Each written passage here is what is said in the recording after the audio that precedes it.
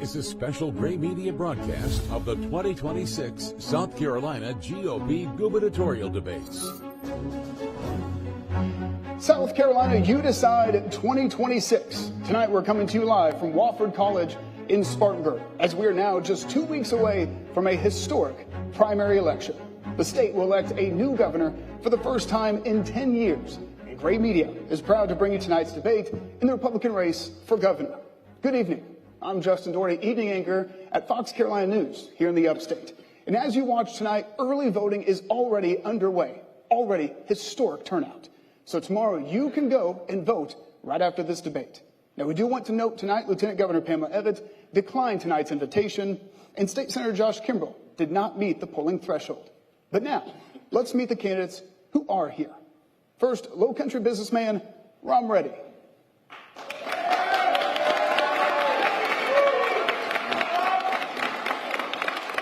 Congressman Ralph Norman.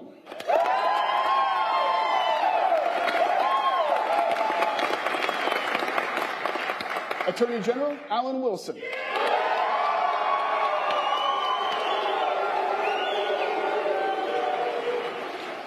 And Congresswoman Nancy Mace. Candidates, thank you for being here. Also joining us tonight are panelists from media outlets throughout the state. Joey Hudson, host of Just the Truth podcast. Judy Gadsden, evening anchor for WIS in Columbia. Eric Weisfeld, evening anchor from WMBF in Myrtle Beach. And Raphael James, evening anchor from WCSC in Charleston.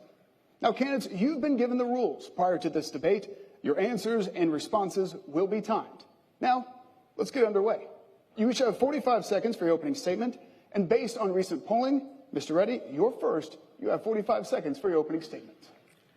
My name is Rom Reddy. I'm a Christian, husband, and father. I'm running for governor for 3 reasons. South Carolina has no leadership. I will bring business leadership to a broken system. Number 2, money and power has transferred from you, the citizen, to government. On my website, I tell you exactly how I will transfer it back. Finally, I do not take money, and this will change a corrupt system. So you have a unique opportunity to throw a grenade in the swamp and see what crawls out. Thank you.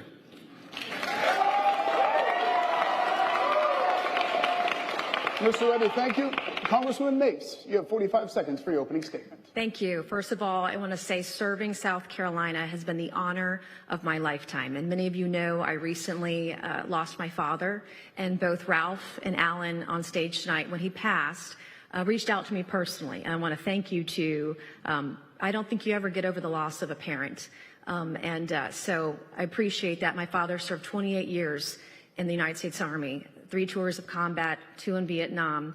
And I salute our veterans tonight, especially after we all recognized Memorial Day yesterday. My father lost his best friend in Vietnam, Marvin Gaines, a poor black man from North Carolina. He was his radio operator. So I salute each and every one of you, and I look forward to our debate tonight. Thank you, and God bless you.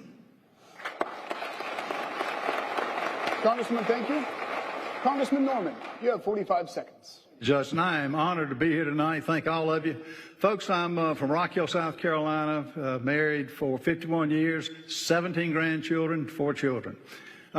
Folks, to change the system, you cannot be part of the system. I'm not a lawyer. I'm not a career politician. I'm somebody who wants to get involved to make sure things happen in the right way for South Carolina for the next 4 and then the 8 years. Here's what I will commit to you. We will have an open process, and we'll have transparency at every level of the government here. Secondly, we're going to get back to basics.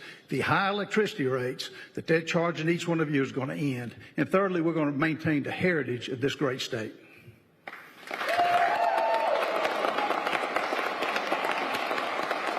Congressman, thank you. Attorney General Wilson, you have 45 seconds for your opening statement. Thank you.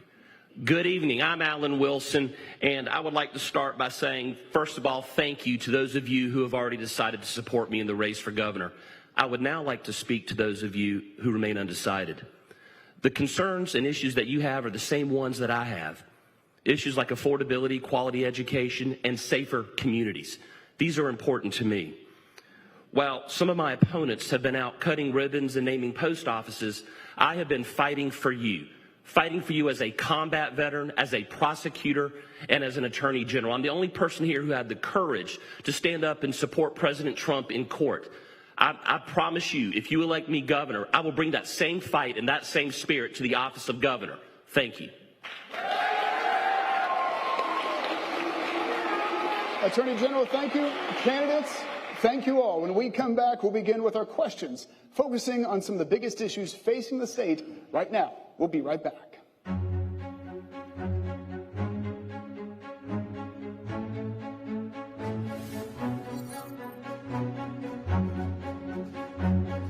You tonight, your answers are timed, and you'll have time to respond if directly referenced or mentioned by name.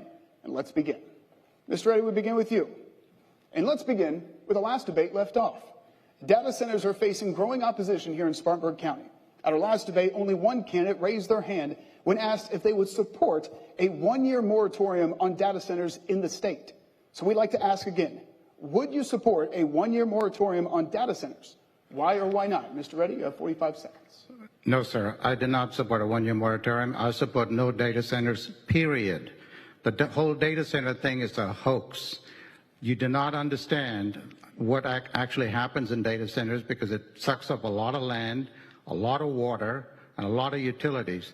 They say they get the utilities to pay for it, but power generation in this state is cost plus. You can't incrementally increase power. So this is a lack of leadership. We need leadership at the state level. We're allowing people to fight hand-to-hand battles at the local level, which is wrong. I will stop it. South Carolina does not need it now. I know something about development. I've run businesses all over the state. Mr. Reddy, thank you. Congressman Norman, you have 45 seconds. I don't believe government ought to be putting moratoriums or stopping business. I believe in private property rights.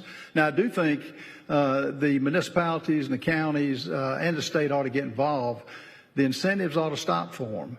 The water usage, electricity usage, which we do not have in this state. And so the incentives should not be there. But I would work and try to encourage other uses for land that private property owners can do with. But no, I wouldn't be in favor of a moratorium. Again, that's government top down. I think it ought to come from the bottom up and let people decide what they want to do. Congressman, thank you. Attorney General Wilson, you have 45 seconds. Thank you. First of all, I support President Trump's position that data centers are a national security issue. They're going somewhere, whether it's China or other states. They are going somewhere. And like the road networks of 100 years ago, data centers are the infrastructure for the new innovative technologies of the future. So as governor, the first thing I'm going to do is I'm going to promote choice. If you live in a community and you don't want a data center in your community, then you don't have a data center in your community. You do that through your elected leadership. If you're in a community that does want a data center, you should have that choice. The state can create a statutory or regulatory framework that would mitigate the harmful impacts of noise, light, and environmental pollution, and also create incentives that would require data centers to provide their own energy and then give back that energy to local communities so that it lowers utility rates in the long run. That would be my position as governor. Attorney General, thank you.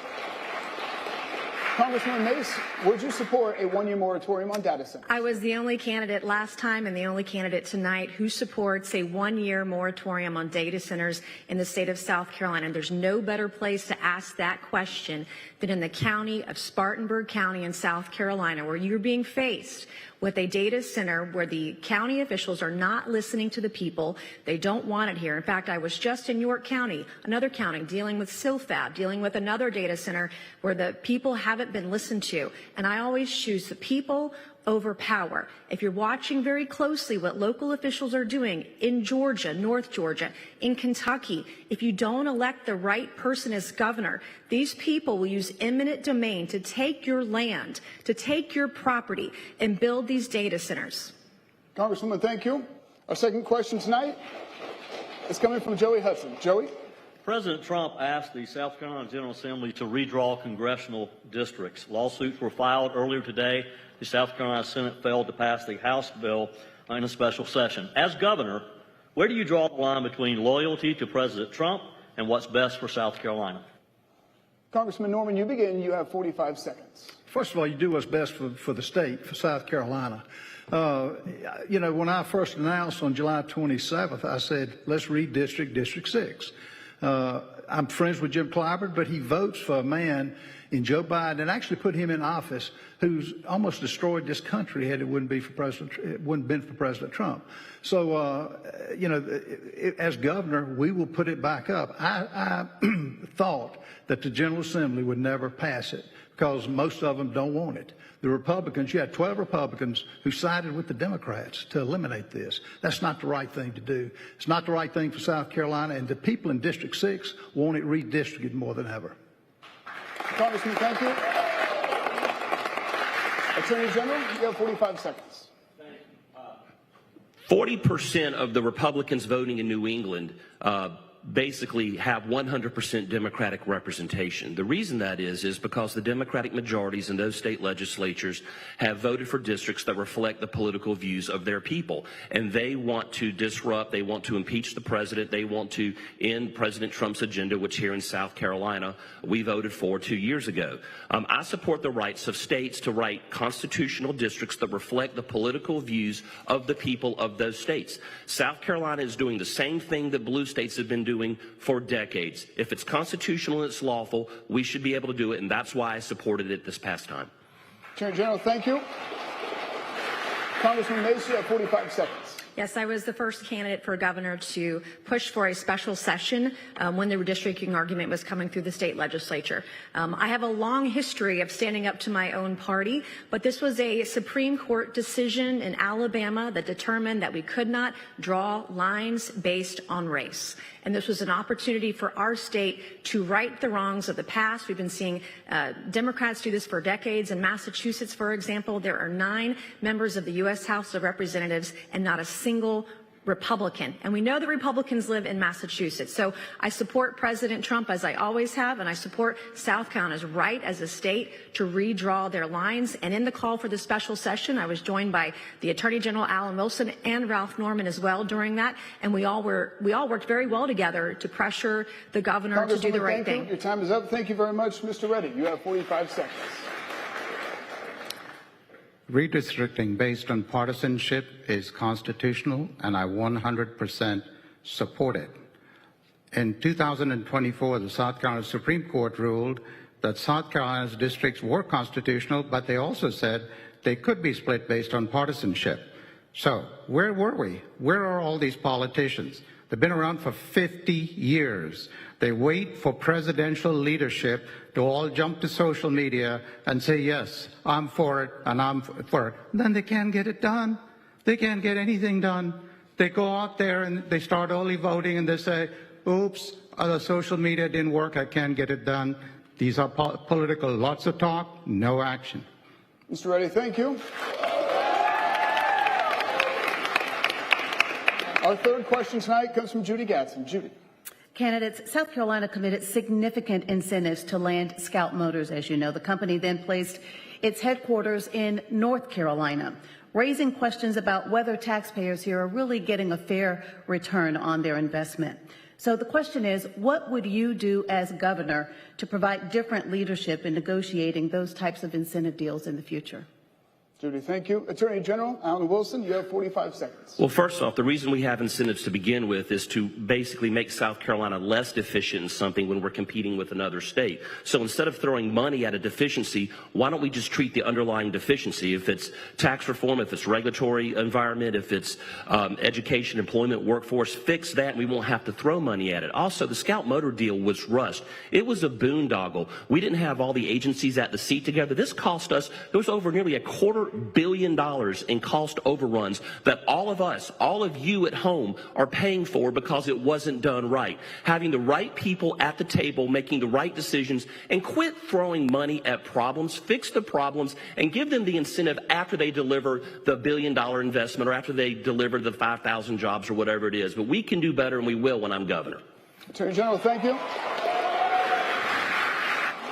Congresswoman Mace, you have 45 seconds. South Carolina is the fastest growing state in the nation. It's less about the need to incentivize these companies who are coming here. They're coming here, and there is no stopping them. It's really about building the correct infrastructure, making sure they pay their own way. And I'll go back to data centers. There is a bill going through the state legislature now. You can go onto my Facebook at Nancy Mace. I reviewed the bill. It is being sold to you as a ratepayer protection bill, and it's anything but. The state is going to saddle you with the energy, the infrastructure, the water for these data centers. The same thing should go for businesses. Businesses need to pay their own way until they create those jobs for South Carolina workers, or until those goals have been met. There should not be incentives. The same thing goes for earmarks in our budget. But this is what South Carolina has done for decades because past governors have let them. Congresswoman, thank you. Mr. Reddy, you have 45 seconds. These politicians do not know how to make deals. I ran a company in all 50 states, and I look at these deals and I say, these folks really don't know how to make deals. What are these deals? So I asked the senator, I said, $1.3 billion to Scout Motors. What's the next best deal? He says, I don't know. So I looked it up. It was the state of Mississippi at $150 million. So how about $151 million? These people have no idea what the heck they're doing. You know, there's $18 trillion of manufacturing that the president is onshoring. This is my wheelhouse. We should be going and bringing that manufacturing here, not these data centers and all these other businesses that don't do anything for South Carolina. It's a hoax. They don't know how to do it. I've done it my whole life. Mr. Reddy, thank you. Congressman Norman, you have 45 seconds. Scout Motors was a boondoggle. Politicians gave it away. Unless you've made money or lost money in the private sector, you shouldn't be in politics. That's what I'm saying. I'm not a lawyer. I'm not a career politician. I'm a business guy. And you've got to know what to do. Now, if it's a Michelin or a other company, BMW, you negotiate. I know how to do that in South Carolina. And I will do that and save this state plenty of money. Plus, none of the other elected officials on this state said one word about it. I've been talking about Scout Motors being a boondoggle, particularly when they moved the headquarters to Charlotte. There was no clawback on the $1.3 billion that they gave it. It's an insult. Congressman, thank you. You did mention everyone else on stage, so let's go and give them time for rebuttal. Attorney General, let's begin with you. You have 30 seconds for rebuttal to Congressman Norman. Well, first off, I've been talking about the boondoggle since it occurred. Obviously, we talked about the fact that they didn't have DNR there for the environmental mitigation. I mean, Ralph, you want to talk about boondoggles? You were out there advocating for SILFAB, and that place is on fire up in your congressional district. So don't lecture me about Scout Motors. And Ralph, don't smirk at me either, Ralph, because I mean you're over there in Congress voting for to give billions of dollars in money to businesses, and then taking that money for your own business, $750,000. So don't lecture me about that. As a governor, we won't do these type of boondoggles. All right, Attorney General, thank you. Congressman Norman, we're going to get to you in just a second, Congressman. Congressman Norman, your directed reference. Let's go. Alan, you're lying again. SILFAB was a company that came into a vacant building. I had nothing. He's lying about that I own land. Both of you look at Captain Sam Spit. Captain Sam Spit, he didn't say a word. He gave $32 million to 130 acres in Kiowa. Didn't say one word. The money on the Murdaugh trial, he's costing all these taxpayers, having to retry it. It's not right. Congressman, thank you. Attorney General, you got 15 seconds here for a quick response. We're going to get to you, Mr. Reddy, in just 1 second. Attorney General, you got 15 seconds. 2 people were brutally murdered. They deserve justice, and I will spend whatever it takes to deliver them justice. Attorney General, thank you.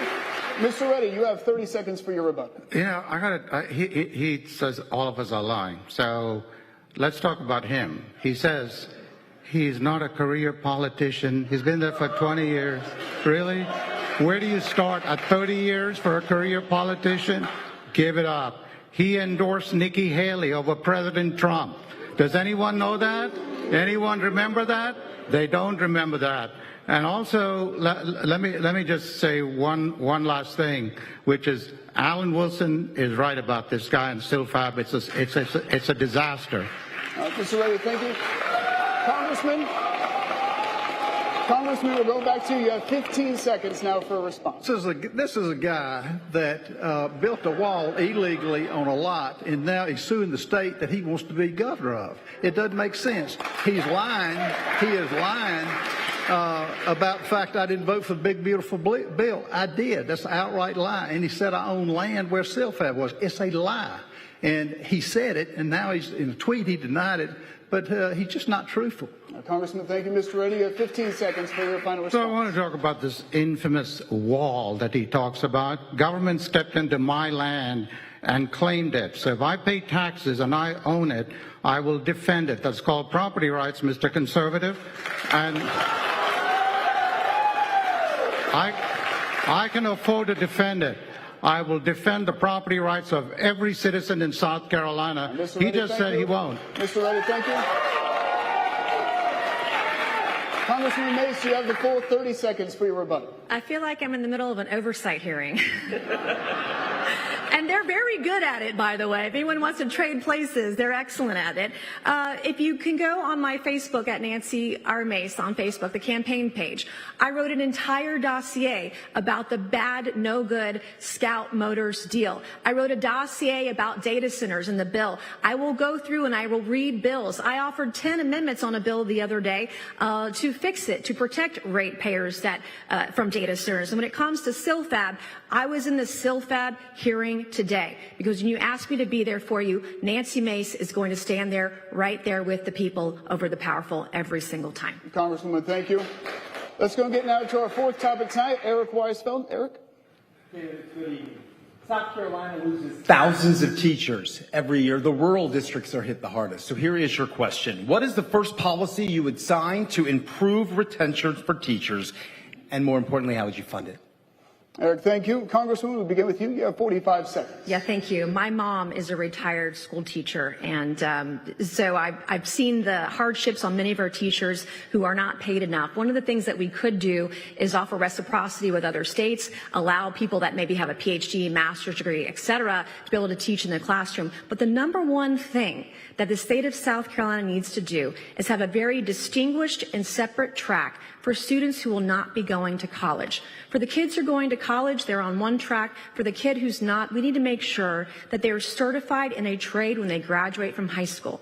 If you have a welding certificate, you can make $80,000 a year. If you have a commercial driver's license, you can make $80,000+ a year. If you have your nuclear welding certificate, you're starting off on your first job making over $100,000 a year. We need to focus on those kids. Congresswoman, thank you. Mr. Reddy, you have 45 seconds. Politics makes strange bedfellows. I agree with Ms. Mace here that reciprocity is key. There's a 10-state coalition. We should be joining those 10 states for reciprocity. That said, my mother-in-law is a teacher. My wife's sister is a teacher, so I understand the teacher situation. It's a disaster. We threw $170 million in the budget to give them an across-the-board raise. Never works in the private sector. We got to fix that. The second thing is, here's the problem. The administrators now exceed the teachers, and the administrators make $50,000 on average more than the teachers. The system is broken. The kids are forgotten. Education is freedom for the kids, and right now it's tyranny. Mr. Reddy, thank you. Congressman Norman, you have 45 seconds. Do I get a rebuttal? It was a compliment. You have 30 seconds. Go for it. Okay. You have 30 seconds for a response to Mr. Reddy. Okay, and I wanted to thank Mr. Reddy for the compliment, whether it is leading on data centers, leading on the special session, leading on topics like reciprocity with teachers. Everything I've said, I've stood out like a lion in the front, and everybody comes and follows behind, which is fine. I take risks. But I come with those risks, I come with policy, I come with plans, and they're always detailed. That's what it's like to lead from the front, and that's what a Governor Mace administration will look like. Thank you. Congresswoman, thank you. Congressman Norman, back to you. You have 45 seconds. What Governor Norman will do is, one, have a forensic audit of every agency, including the Department of Education. 17 of my grandchildren all go to public schools. It's a war zone. Now, I believe in public schools, private schools, home schools. Competition is what makes this country great, what makes South Carolina great. I had a long talk with a teacher going to Hilton Head yesterday for an event, and they were talking about how they need more intervention with those students who are just not fitting into the public education realm. You go to the people who are in the system. Those are your good board members that you need to put to really make improvements. We cannot continue to rank 41st, 42nd in education. It's a downright undeserving thing that South Carolina has been in that low of a category. We're going to improve it as Governor Norman. Congressman, thank you. Attorney General, you have 45 seconds. Oh, first off, as the proud dad of 2 public school kids, and my son and daughter are sitting right here in front of us. My son just graduated last week from high school. My daughter's a rising junior. I couldn't be prouder, but I'm proud of the teachers we have in our school district. One of the things that I would definitely support would be merit-based pay increases for the best teachers, and also incentivizing the best teachers to go into the most underperforming school districts. Those are some of the things I do. But another thing we can do, it's not just about the teachers, it's about giving parents the options. In the 1980s, my parents had to sacrifice to send me to a Christian school because public school wasn't meeting my needs. But my brothers continued in public school, but they had to sacrifice to send me. I want to be able to give all parents the same option and opportunity that my parents didn't have in the 80s to give their kids the best chance that they can have. And that's what I will do when I'm governor of South Carolina. Attorney General, thank you. We now turn to Raphael James with our next question. Raphael. Thank you very much. South Carolina is one of only 2 states where the legislature elects judges, a system under fire for conflicts of interest, including lawyer legislators. Would you support giving the governor appointment authority over the Judicial Merit Selection Commission and banning sitting lawmakers from serving on it? Raphael, thank you. Mr. Reddy, you begin. You have 45 seconds. Thank you, Raphael. As a matter of fact, as Doge has said, we got a bill passed as a citizen. No one has done this ever before. All 85 Republicans in the House approved it and passed it. We sent it to the Senate. 27 out of 32 Republican senators supported it, which basically was no legislature can appoint a judge or the legislature's next of kin. One guy held it up. Luke Rankin, the chair of the Judiciary Committee, is a bad guy. He's an ex-Democrat. These people need to be gone. The Senate rules need to be changed, so we change it not based on seniority. I think I will get this passed immediately in the very first year as governor. This is a hoax on the people of this state, allowing legislators to pick judges and practice in front of the judges they pick. Mr. Reddy, thank you. Congressman Norman, you have 45 seconds. You know, I've called for this really after I announced, and to have lawyers be able to pick, and we're only 1 or 2 states that allow this, Virginia's the other, pick the judges they appear before, is like telling Clemson and Carolina, pick your own referees. You don't do that. There are ones on this stage that have never said one word about the judicial system and the unfairness of why lawyers get to pick it. Yes, we will let the people pick it. We'll put parameters on the money that could take over. And folks, if a judge goes rogue, we're going to have a way to recall them. And it's unfair to the law enforcement. It's unfair to the victims in South Carolina. But no one on this stage has ever talked about it, and I will, and I'll change it when I get to governor. Congressman, thank you. I know he referenced everyone on stage again. We're going to get back to those rebuttals. Let's go and continue down the line. Attorney General, you have 45 seconds. As the only person on this stage who's actually prosecuted cases in front of judges, had to defend and protect victims from judges, and defend all of your constitutional rights, no one has more of a vested interest in how judges are selected. I've spent the better part of 15 years advocating for judicial selection reform. I've written op-eds. I've lobbied the legislature. In fact, they did the most reform 2 years ago. It wasn't far enough. I agree with what Rom said. We didn't go far enough. But it was because of my efforts 2 years ago that we got some reform. As governor, I would advocate for a system where the governor has complete nominating authority over the people who select judicial nominees. Let the legislature up or down vote the judges. But if you get bad judges who are letting violent criminals out that are killing and hurting people, you can go to your House member and complain, but there's only one governor you can blame for the nomination to begin with. Attorney General, thank you. Congressman Mace, you have 45 seconds. I've been talking about this for a long time. We need to impeach corrupt judges. Number one, we have one of the most corrupt systems in the entire country because the lawyer legislators are picking the judges. Those same lawyer legislators have cases in front of the judges. The solicitors are funded by lawyers that have cases in front of these judges. It's all one big good old boy circle, and it will end under a Governor Mace administration. I spent my entire morning this morning in a York County court with the Move Silfab crowd. I've spent entire days in court with the families of murder victims, violent offender victims, because I know how corrupt the system is, and I will fight for each and every one of you. Congresswoman, thank you. All the candidates were mentioned, so let's go back through when it comes to rebuttals. Mr. Reddy, you have 30 seconds. So I can't tell if he just doesn't remember or he just makes up stuff. I just said I got a judicial reform bill passed, and he says no one talks about it. I talked about it, and I got it done. I just don't talk. These guys talk. What has he done in 20 years in office? Nothing. A Medal of Honor bill, my friend. I got it done as a citizen. So don't tell me that we didn't talk about it and we didn't get it done. We got it done, and I will get it through the Senate, through that corrupt Judiciary Committee, my very first year in office. Mr. Reddy, thank you. We're going to keep going down the line. Congressman, you were referenced. You have 30 seconds for your rebuttal now. You know, for you to say that and sue the state because of a wall you built without permits, I don't know where you're from, but in South Carolina you get permits. And I will tell you this, the fact that you started your Doge Commission under the guise of not running for you took money under the guise of having some big Doge Commission, but you're really running for governor. You're a fraud. And, you know, it's the only thing I know too. And I'll tell you this, he can't say he's for judicial reform. He was supporting one of the most liberal judges for circuit court. Congressman, thank you. Your time's up. Mr. Reddy, you have 15 seconds for your response. I have to tell you, if you believe in property rights, this is not your guy. So permits are not required landward of the setback line. Read the law, my friend. And that's what the judge said. No permits are required. This guy doesn't know what he's talking about. Ladies and gentlemen, he doesn't know what he's talking about. Mr. Reddy, thank you. Congressman, you have 15 seconds right now. Look, you know, you say one thing and do another. This is part of what you're in this race for is to keep somebody out like me who you know is going to win this. You're with him.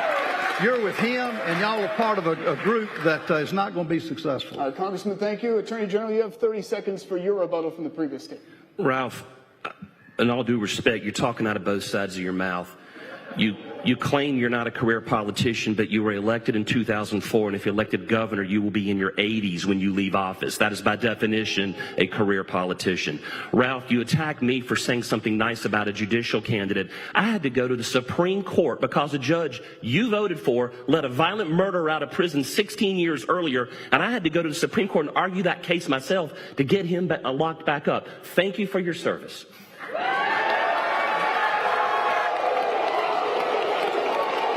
Congressman Norman, Congressman, you have 15 seconds to respond to the Attorney General.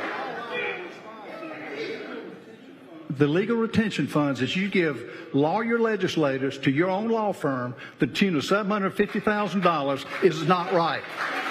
There's no bid contracts, and he just can't say his office was making calls for a liberal judge. James Smith, he knows it. I talked to him before this ever came up. Congressman, thank you. Attorney General, you have 15 seconds. Ralph, you're entitled to your own opinions, not your own facts. The reality is the retention funds that I've done have recovered $2 billion for the state of South Carolina. Law firms come and apply for the opportunity to represent the state. You are misrepresenting my record, and you should be ashamed of yourself. Attorney General, thank you. Congresswoman, you have 30 seconds for your rebuttal from the original statement. I feel like they just took it outside. Is what I feel like right now. First of all, I've been talking about the lawyer-legislator issue for a long time. I support the governor appointing the judges, and you, the people, re-electing those judges. You get to have a say in this too. And the other thing you should definitely have a say. The other thing I want to say is that Ralph was just criticized for doing a Medal of Honor bill. I just lost my dad. He was the most decorated combat vet the Citadel has ever graduated. He received every commendation except for the Medal of Honor. He was nominated for it. So I think Ralph should be praised for supporting our veterans and our men and women in uniform who gave it all to our country. Thank you. Thank you. Thank you for doing that. Our next question tonight comes from Joey Hudson. Joey? A rebuttal to him. We're going to move on so that we can get more topics in. Joey, go ahead. As governor, you'd be responsible for appointing the director of the Department of Public Health with Senate confirmation. The Senate failed to confirm Dr. Edward Zimmer. There are now objections to his successor, Dr. Brandon Traxler. Will you allow Dr. Traxler to continue as director? And should the governor's public health appointee be required to align with the administration's views on vaccines, or should it be a science-first decision? Joey, thank you. Congressman Norman, you begin. You have 45 seconds. Absolutely not. It's an embarrassment that she was even put up. Look, I will put people that are competent, that are aligned with conservative values that I have for South Carolina. And again, I was the only congressman that stood with the frontline doctors to stop the COVID shutdown that happened in South Carolina for 441 days when other people on this stage did not say one word. But no, you put competent people who are aligned with you and who will carry out the policies of the state. And it's like what we said with Clyburn. He's not in line with South Carolina. The health czar is not in line with the citizens of South Carolina, nor should she be put up for this. Congressman, thank you. Attorney General Alan Wilson, you have 45 seconds. Well, first off, I don't think science first versus conservative values are mutually exclusive. I think you can have them both. The first thing I want to say is she's not here tonight, but Pamela Yvette has taken credit for all the great decisions Governor McMaster has ever made, but basically said she had no power when he made a decision that people didn't like. And I wish you were here to answer this question. I do believe that we can have agency heads who reflect the values of the people of South Carolina and are competent to run the Department of Public Health. I don't know this woman personally. What I've read about her does not appear that she reflects the values of a Alan Wilson administration, and I would not hire someone like her. So that is my position on that. Attorney General, thank you. Congresswoman Mace, you have 45 seconds. I would never hire a public health director that donated to the Biden campaign, that forced mask mandates and vaccine mandates and wanted to shut down the state of South Carolina and every state in this country. I don't know what happened there, but that would never happen in my administration. And I will tell you, I was vaccine injured. I've been talking about this health issue that we've had, and I took the jab. I regret doing it. Thank God I didn't get my children vaccinated. But I am vaccine injured now and am living that nightmare firsthand and know how important it is not to shove these vaccine mandates down to infants and our children. This is a decision between the parents and their doctor and God and nobody else. Congresswoman, thank you. Mr. Reddy, you have 45 seconds. So Zimmer is publicly said is the Fauci of South Carolina, and Traxler publicly said is Zimmer on steroids. So you can figure out where I am on that. But let me tell you, I was running a 500-person company here in South Carolina during COVID, and all these things these government people are telling you about COVID is a hoax. They shut us down. They shut the beaches. They shut the businesses. I was the only business that never shut down for a single day. I refused to let my people take the vaccine. I refused to let my people wear masks. I spent $400,000 defending the right to do that. I made TV commercials on this that were blocked by YouTube. So I fought for it in the private sector while I told McMaster, you are asking me, finding me $2,000 a day per employee. Thank you for your time. We'll give you 15 seconds for a response. Congressman Norman, you have 15 seconds. Yeah, he criticized me for the Medal of Honor winner. I really resent that. That's a 5-year deal. Secondly, you talk about all these things you've done. Y'all Google him. He's erased everything from his record. You can't find anything about the man. If you disagree with him, on Facebook, he blocks everybody. As governor, you can't block the citizens. Thank you, Mr. Reddy. You have 15 seconds for your response. I really am beginning to believe he's senile because I don't know what he's talking about. I have not erased anything. I used to use a BlackBerry until lately, and I'm telling you, you can find it. I'm an open book. Mr. Reddy, thank you. Attorney General, you have 15 seconds as well as all the candidates were referenced on stage. You have 15 seconds for a response. Well, I'm going to use my 15 seconds to say something nice about the people up here. All of you showed up tonight. This is a job interview, and you had the courage to face the people at home that are watching us right now and all these good folks here. You don't feel entitled to the job. You're going to work for it, and I just want to let you know that I appreciate that. Attorney General, thank you. Congresswoman, you have 15 seconds. No, thank you so much. And of course, all of us had the courage to step into the arena tonight, the four of us, leaving one outside that didn't have the courage to be here this evening. This is a job interview. No, she didn't have the courage to be here. And I'm going to praise everybody up here on stage tonight for being here, jumping into the arena. This is not easy. You put everything, your life on hold for this tonight. And thank you. Thank you for joining the stage.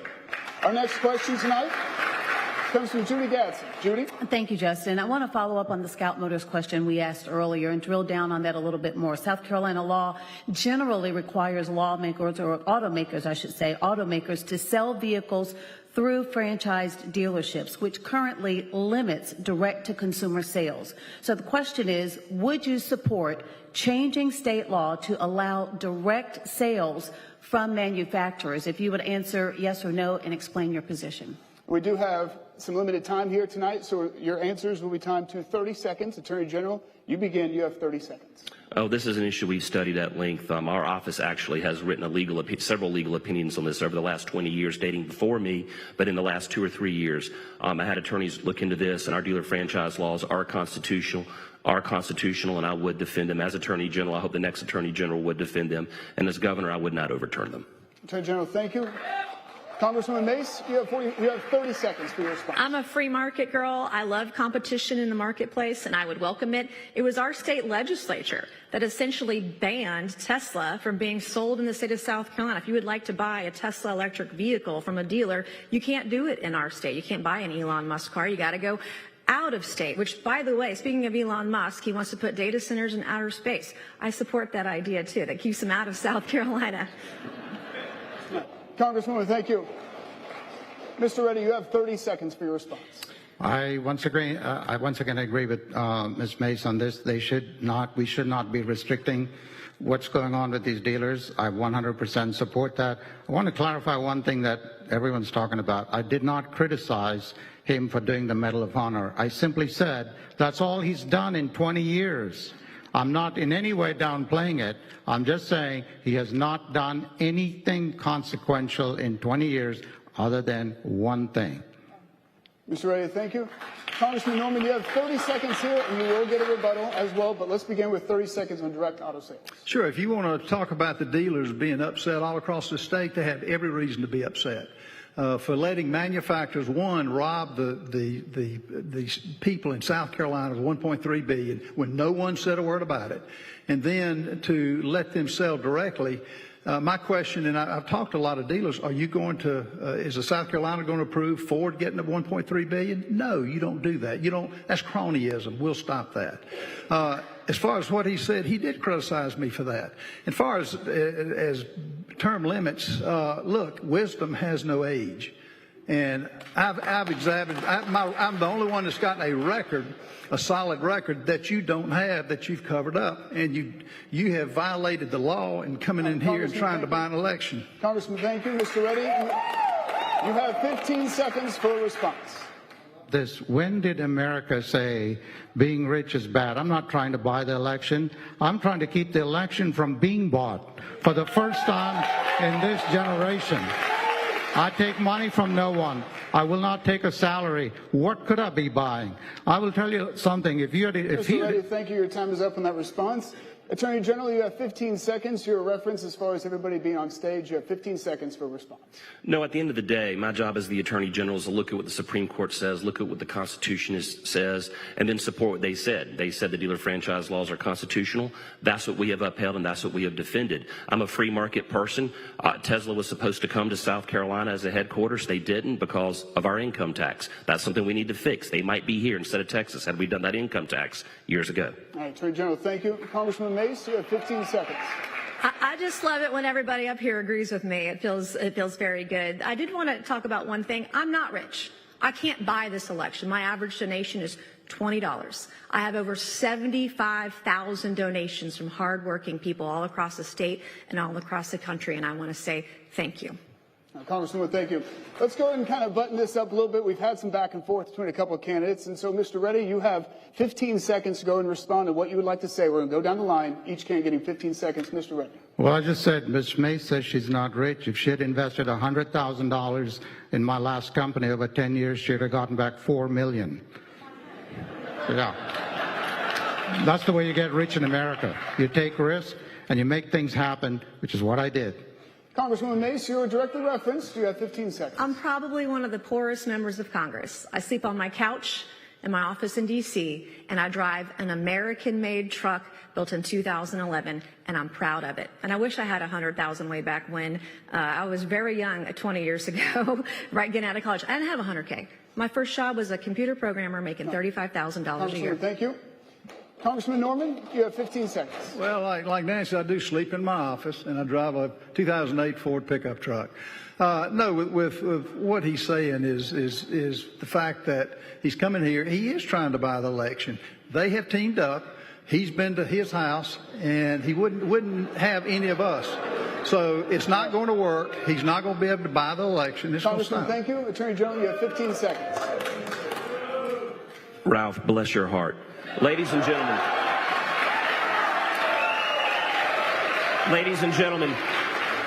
I have dedicated my life to public service. I've been a career prosecutor. I've been a 30-year combat veteran who served in combat. To me, this isn't about money. It's about serving you, the people of South Carolina, and that's what I will do as your next governor. Attorney General, thank you. Candidates, thank you all. That does it for our discussion portion of tonight's debate. We'll take a quick break, and when we come back, we'll have your closing statements and your final pitch to voters. Primary day, now just 2 weeks away. We'll be right back.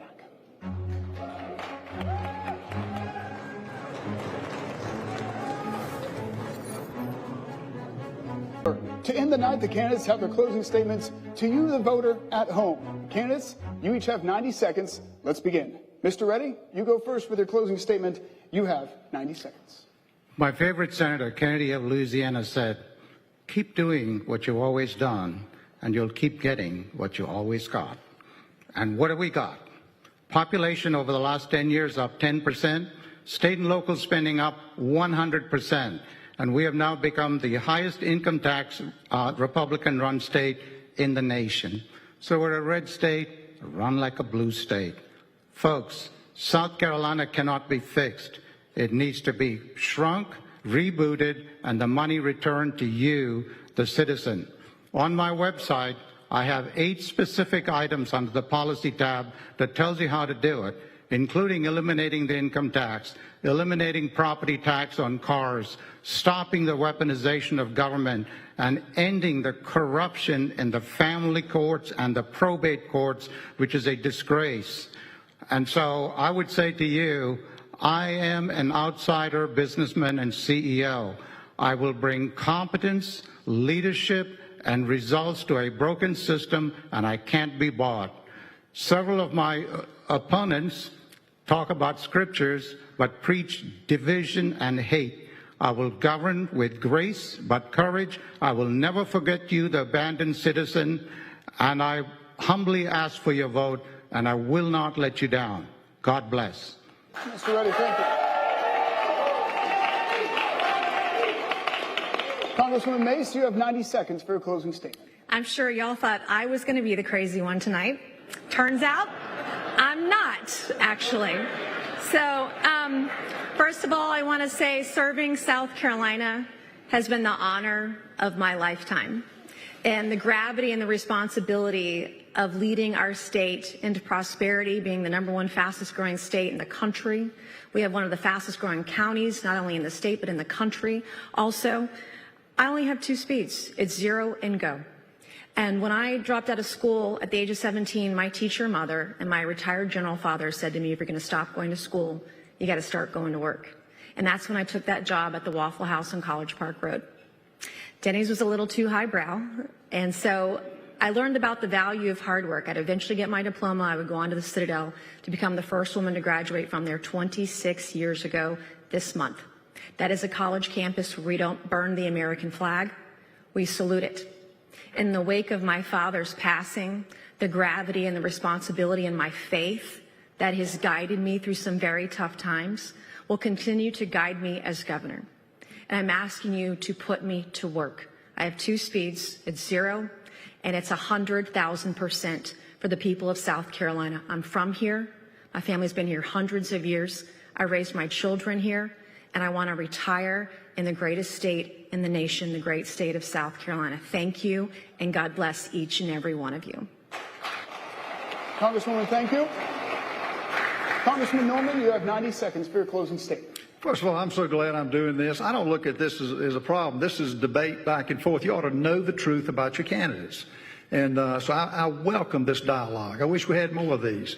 Glad you finally showed up. I think that what you get with me is a businessman for a 40-year career. I'm not a politician. I run a successful business. We're going to fix your roads and bridges. We're going to put forward the way we're doing, picking our judges. Education, we're going to improve. We're going to have a forensic audit of every agency. Here's what I will promise you.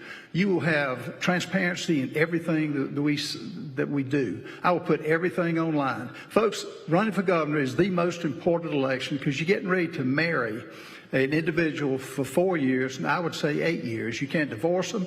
You can't fire them like you can coaches. And you've got to, do you want to pick somebody that's talking about all this stuff or somebody that has actually done it? I will actually do it, and I've got a track record to prove that by every conservative agency known to man in Congress. And I will tell you this, one thing I've noticed traveling around the state, the fabric of this state is in patriotism. It's in love of country. Our military veterans are not getting what they need. I will put them front and center stage in every way, and we'll put the money to help them get the things that they need. And I look forward to serving you as your governor.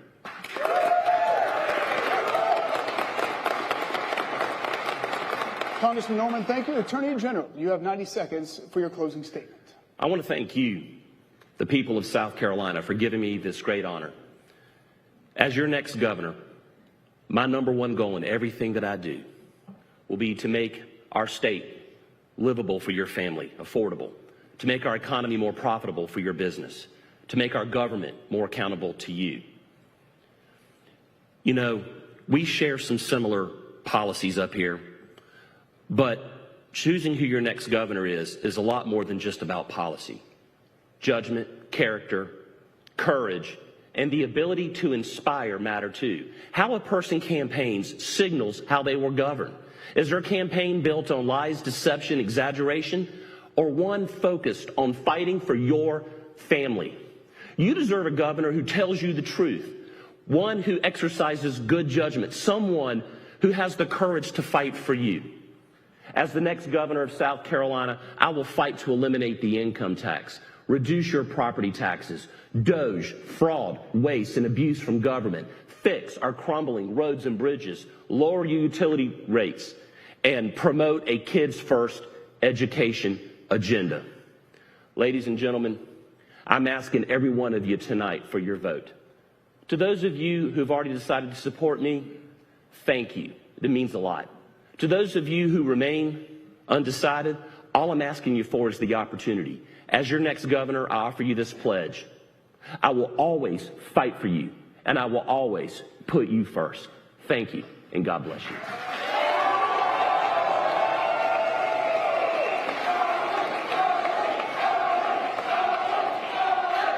Attorney General, thank you. Candidates, thank you all so much for being here tonight in Spartanburg. And to you at home, thank you for joining us for this series of debates. Make sure you go out and vote. Primary day now just 2 weeks away. Already historic turnout when it comes to early voting. But that primary day you can see there on your screen, June 9th, 2 weeks from today, and early voting is underway right now. That means you can wake up tomorrow and go vote. Early voting locations are open from 8:30 a.m. until 5 p.m. throughout the state. If there's a runoff, we're back on stage in Conway. For now, history will be made in South Carolina. Have a great night, and thank you for joining us.